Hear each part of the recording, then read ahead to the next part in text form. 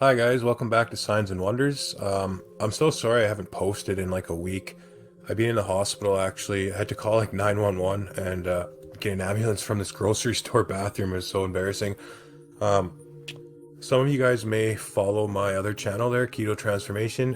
Anyway, I've lost like a lot of weight in a short amount of time, and apparently that can cause gallstones. And if any of you guys ever had that, you'll know how painful it can be. It was crazy. Like I honestly thought I was gonna die. The most intense pain I've ever been in my life. But I just want to let you guys know that I'm perfectly okay now. Everything is gonna be fine. I'm still working out like every day, and yeah, I was told it was quite normal for someone in my situation, so I'm gonna be all right. I just wanted to, like I said, let you guys know what's been going on and why I haven't posted for so long. I don't want anybody to worry about me or anything like that. I'm gonna be fine. So yeah, thanks guys for your patience. And that being said, I would like to give a massive thank you to my Patreons and to all you guys who help make this channel possible. Thank you so much.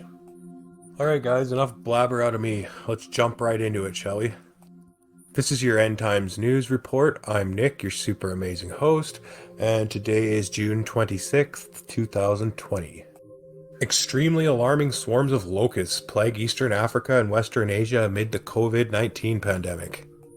According to Ethiopia and Africa, swarms of locusts are wreaking havoc on crops throughout Eastern Africa and Western Asia amid the COVID-19 pandemic.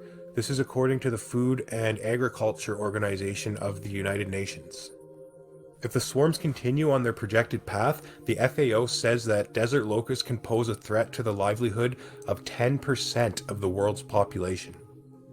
In January 2020, experts predicted a new and massive swarm of locusts would form in the Horn of South Africa and spread to the eastern parts of Africa and into Western Asia. The current desert locust situation remains extremely alarming and represents an unprecedented threat to food security and livelihoods in the Horn of Africa, the FAO reported earlier this year. This will be further exacerbated by new breeding that has commenced, which will cause more locust infestations. The FAO kept an eye on 3 hotspots where widespread infestations and a new generation of breeding threatened food security in the region. The first hotspot was in the Horn of Africa, with the most worst impacted areas being Ethiopia, Somalia, and Kenya, according to the FAO's February 2020 report. The second hotspots where infestations started to grow were along both sides of the Red Sea in Sudan, Egypt, Eritrea, Yemen, and Oman. Swarms are most intense in East African countries, including Kenya, Somalia, and Ethiopia, but data from the FAO's Desert Locust Watch documents steadily worsening infestations across Southwest Asia and the Middle East. Yemen, Saudi Arabia, Sudan, Uganda, and Iran are among the countries affected.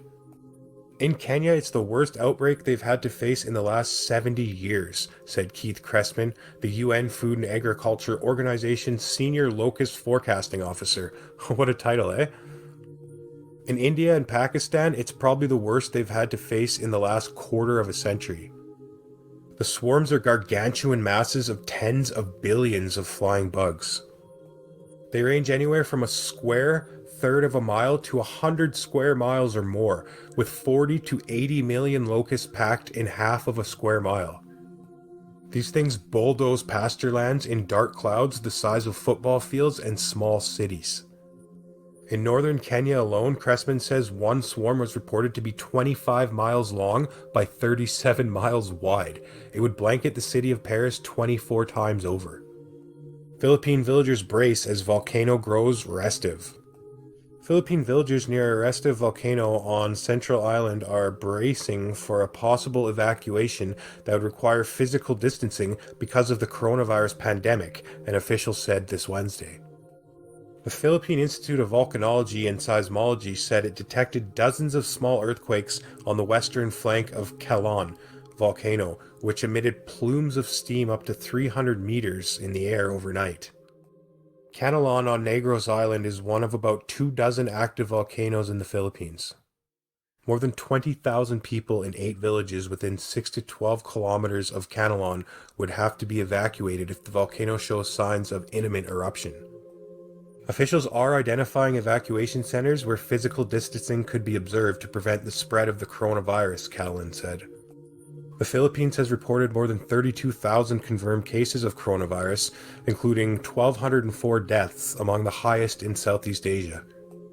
A 5.8 magnitude earthquake strikes California, shaking felt in LA and Las Vegas. A 5.8 earthquake shook California on Wednesday morning around 10:40 a.m. Pacific Standard Time. The epicenter was located just miles away from the town of Lone Pine on the eastern side of the Sierra Nevada. The shallow earthquake was so powerful that people felt it as far away as Las Vegas, Los Angeles, San Diego, and Sacramento, according to the USGS. Over 10,000 people reported feeling the quake just minutes after it was recorded on the U.S. Geological Survey's web tracker. Rock slides were reported along the eastern slopes of the Sierra near the epicenter, including areas near Whitney Portal and a popular hiking destination just west of Lone Pine. Access to Whitney Portal was closed following the quake, and people were told to evacuate the area. More than 200 aftershocks were recorded in the area, ranging from magnitude 1.0 to 4.6. In 1874, a 7.4 magnitude earthquake struck the same area, one of the biggest in California's history according to the Vasilian Times Delta. That was the big one, I guess, everyone were talking about back then. It killed 27 people and injured 57. Fortunately, Wednesday's seismic event was less severe and no major damage or ground failure has been recorded by the USGS. Rash of new COVID-19 cases breaks out across the US. The sharp rise in coronavirus cases caused Disney to postpone its reopening of some parks. Oh no. Arizona firefighters forced to handle multiple historic wildfires at once.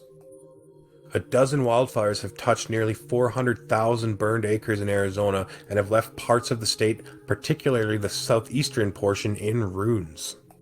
Nearly half of that acreage has come from the bushfire blazing in the Tonto National Forest just north of Phoenix. As of Thursday morning, the still young 2020 wildfire season has already burned more Arizona land than all years combined since 2002. 3 current active wildfires in the state all rank in the top 10 for the largest blazes in Arizona history, marking the first time since 2011 that multiple historic-sized fires have blazed simultaneously. After igniting on June 13th, the bushfire has grown rapidly in the past week, up to 186,967 acres as of Thursday morning. The fire is now the 5th largest in state history, with 86% containment, according to InsaWeb. It's also the largest blaze currently burning in the United States. Officials announced on Wednesday that areas of wildfire fuel within the perimeter continue to burn, creating columns of smoke. Suppression repair efforts have become a priority as containment has increased. The inferno was ignited by a vehicle fire and led to evacuations in nearby areas such as Brownsville, Jake's Corner, Slate Creek, Pioneer Pass, and Pumpkin Center, just before evacuation orders were lifted on Sunday morning.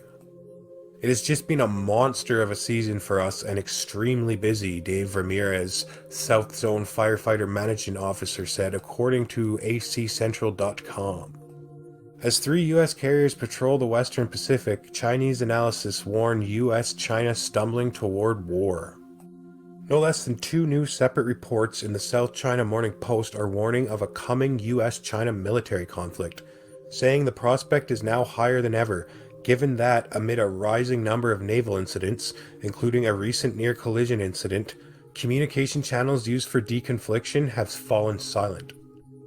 The observation is based in large part on a new study by China's National Institute for South China Sea, showing a steep drop-off in the intergovernmental communication channels between the two sides. This observed sharp decline in communications is also in regard to the military hotline between the Chinese and Taiwan defense ministries. No doubt this report was released in response to the no less than 2 U.S. carriers patrolling the Western Pacific this week, including the USS Ronald Reagan, the USS Theodore Roosevelt, and the USS Nimitz. Needless to say, guys, China ain't happy. Thank you so much for watching, guys. If you haven't done so already, please subscribe. Thank you so much to all of you who have helped me spread this message. I hope you and your loved ones are safe and well. We'll be posting more often now that everything is good and I'm out of the hospital. So we will see you guys in the next video, and God bless you all.